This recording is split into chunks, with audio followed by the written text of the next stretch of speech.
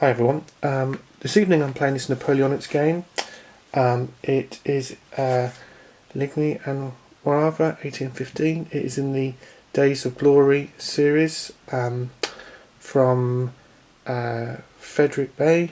Artwork is by Pascal de Silva. It's a Canon and Carton game. It's obviously, it's a French publisher, but the rules are in English and in French with the game that I got. And just before I start to play, I just thought I'd just talk a little bit about some of the interesting things about this particular setup, and just spend a few minutes. So as you can see, I'm just going to pan out a little bit just to show the whole map. There we go. So it's quite a concentrated game to begin with. I'm just going to refocus, and there aren't too many counters to start with anyway. The other side of the map is Ligny, that had a lot of counters, and it took me like a week to play in the evenings.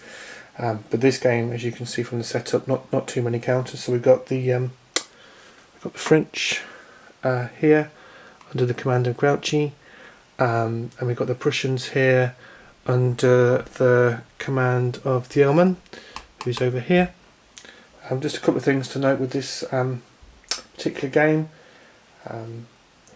The facing of the counters is really important. So the counters face into a corner of the hex to demonstrate their facing when it comes to being attacked and attacking, so they can be attacked from the rear and from the flank. The exception to this here in Wavre, the counters have their 6 hexes around them.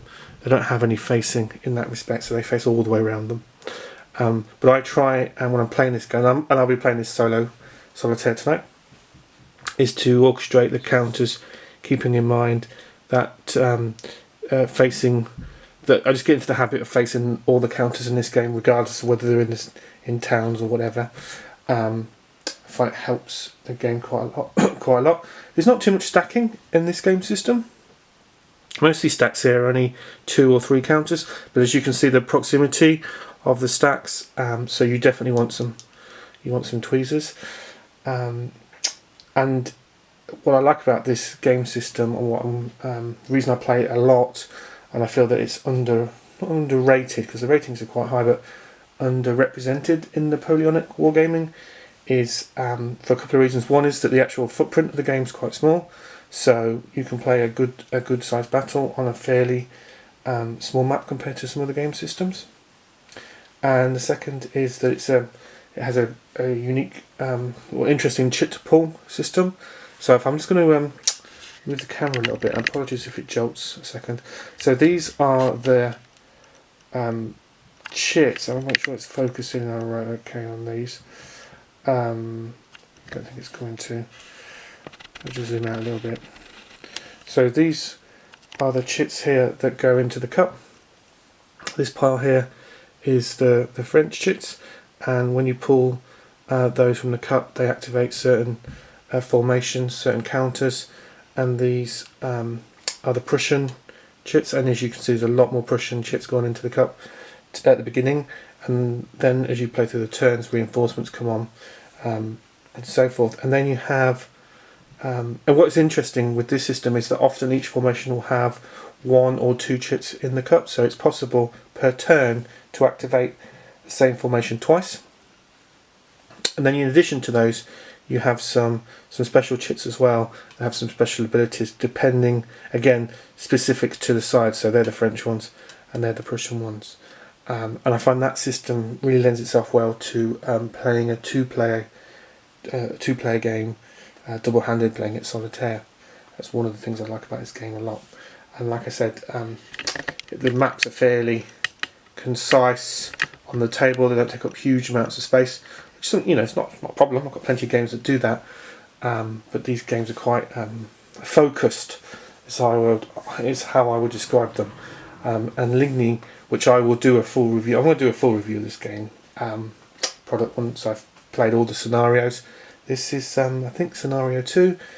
It's the first scenario of Wavre, one of two. And this is, again, like I said, this is initial setup in terms of sort of setting up and thinking about how I think I might play the game. The French here have quite a lot of artillery pieces at the beginning. Now under the artillery pieces, and when I play this I always stack the artillery on top. I can't remember if that's a rule or not, it's just something I always do. Under a lot of the artillery pieces you've also got some foot as well, often the case. I think there's a couple, I think there's one, yes, foot as well. So foot under the artillery. And like I said, the French have got quite a lot of artillery pieces. The Prussians not so much. The Prussian artillery starts off at the sort of the opposite side of Wavre. They do have a few pieces here, and the game has quite a nice counter battery mechanic. So if you're firing your artillery, your cannons at the opposing side, and they don't have any impact, then they probably will be able to fire back, and that can be quite it can go against you, the best laid plans and all that.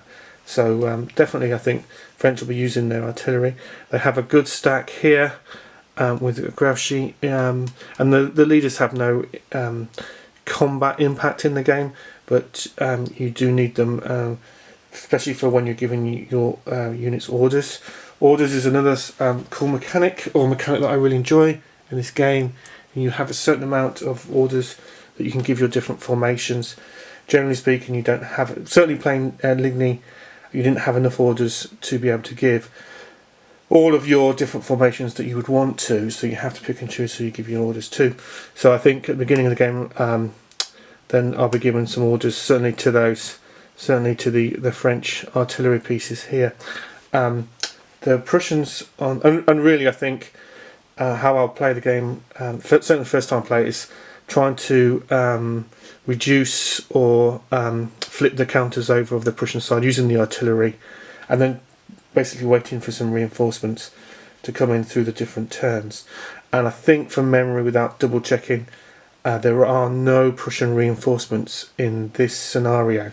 So the French will be getting some reinforcements, the Prussians won't. Apologies if I've got that incorrect. The Prussians, on the other hand, their forces are sort of spread more out, so we've got a couple of counters here on their lonesome. We've got some, like I said, some foot. There is some artillery pieces, but they're not going to be able to immediately engage the French. We have some more infantry counters over here in this town. Some horse, and some horse here at the back. So I'm probably going to be wanting to, for the Prussians, certainly bring these horse pieces up to be able to either keep them in reserve but much closer, so that if the French do try and attack outright, or when they do, I'll have some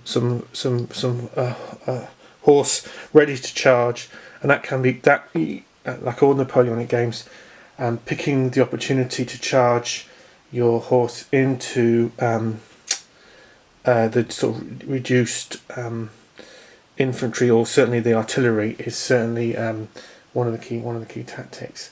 So yeah, that's just a quick overview before I actually start playing. I do enjoy this game system a lot. I will do a full review of this game.